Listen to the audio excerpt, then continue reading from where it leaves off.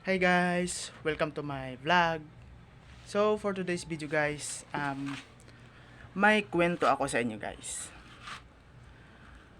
Kasi kanina guys, pumunta ako ng mall para bumili ng bag.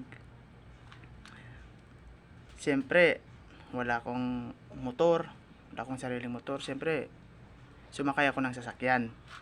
Sumakay ako ng sasakyan guys. Kwento ko ito guys ha. Ewan ko lang kung nakakatawa or hindi nakakatawa.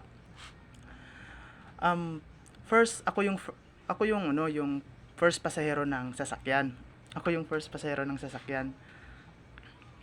Pasok ko sa sasakyan.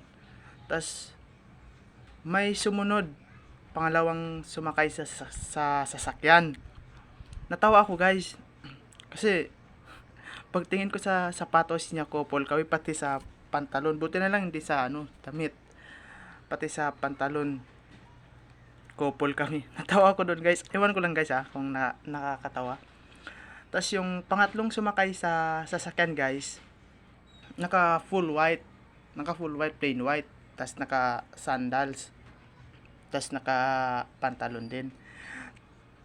So, yung pang-apat na sumakay sa sasakyan guys, doon ako natawa.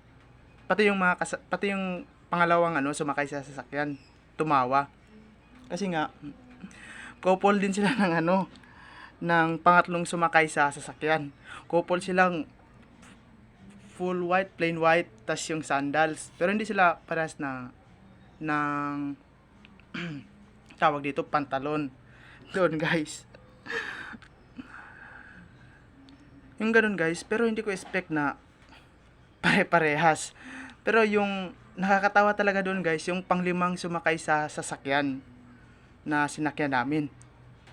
Kasi guys, naka stripe siya guys, stripe na may gray.